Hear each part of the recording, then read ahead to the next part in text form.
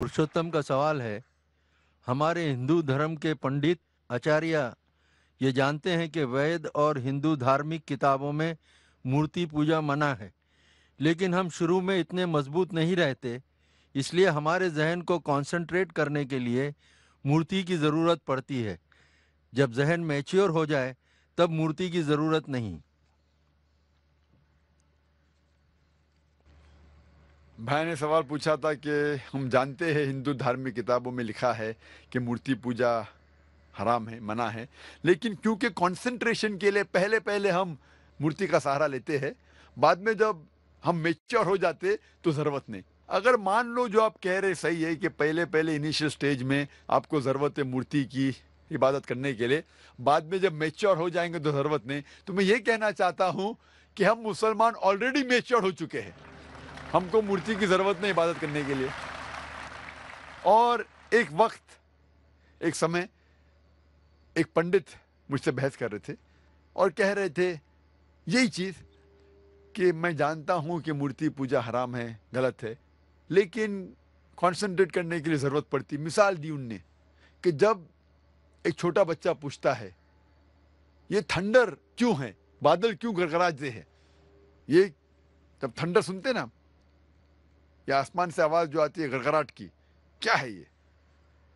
तो पंडित कहने लगा, हम कहते हैं बच्चे से, क्योंकि वो नहीं समझ पाता है, कि आई माँ चक्की पीसती है।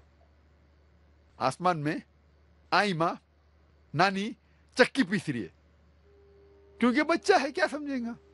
तो मैंने उससे कहा कि आप तो ये जवाब दे सकते हैं, लेकिन मैं ये जवाब नहीं दे सकता हूँ, क्योंकि मैं अगर मेरे बेटे से कहूँगा कि ये थंडर है इसीलिए क्योंकि आई माँ चक्की पीसती है, और जब वो स्कूल में जाएगा और चंद साल बाद ये सीखेगा कि thundering is due to sudden expansion of the rapidly heated air, उसके वजह से ये थंडर है, तो वो सोचने लगेगा कि टीचर गलत बोल रही है।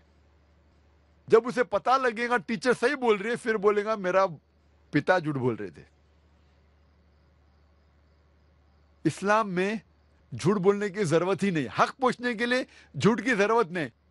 हमें साफ साफ कहना चाहिए, हमें कहना चाहिए अच्छे अंदाज में क्यों थंडर होता है। जब गलत जवाब देंगे तो कल पकड़े जाएंगे और फिर सही नहीं होगा।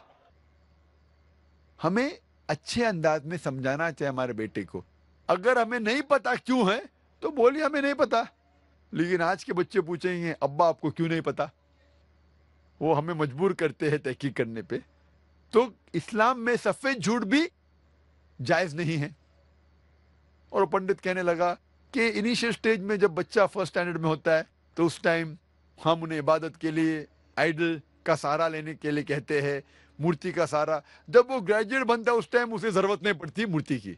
तो मैं उस पंडित से कहा, जब भी हम मैथमेटिक्स सिखाते हैं बच्चे को फर्स्ट स्टैंडर्ड में, बेसिक्स जो फंडामेंटल्स सिखाते फर्स्ट सेकंड थर्ड में, वो मजबूत होना चाहिए। जब फंडामेंटल्स ही गलत है तो इमारत तो बिल्कुल गलत होंगी। फंडामेंटल्स कभी गलत नहीं हो सकते। मैथ जब सिखा रहे तो आप ट्रिग्नोमेट्री, लॉगरिथम तो बाद में सिखाइए, अलजेब्रा, लेकिन बेसिक तो सही सिखाइए। फर्स्ट और सेकंड में क्या 2 + 2 = 4। अगर मेरा बच्चा कहेगा 2 + 2 = 5, मैं कहूंगा नो प्रॉब्लम। आप जब 10th स्टैंडर्ड में आएंगे उस टाइम में कहूंगा 2 + 2 ≠ = 5 = 4। ये गलत है। हमें बुनियादी बात सही तरीके से पढ़ाना चाहिए। और वेद में बुनियादी बात है कि ईश्वर, खुदा का कोई भी प्रतिमा नहीं है, कोई भी आइडल नहीं है, कोई भी इमेज नहीं है। तो ये हम किस तरीके से कह सकते कि पहले चलेगा बाद में मैं सही करूं। जो चीज़ गलत है, ये हमारा फर्ज है कि उनको बताए कि आइडल वर्शिप गलत है, बुत परस्ती गलत है, और सही चीज़ है कि सिर्फ हम एक खुदा की इबादत करें जिसका कोई भी प्रतिमा नहीं है। Hope that answers the question.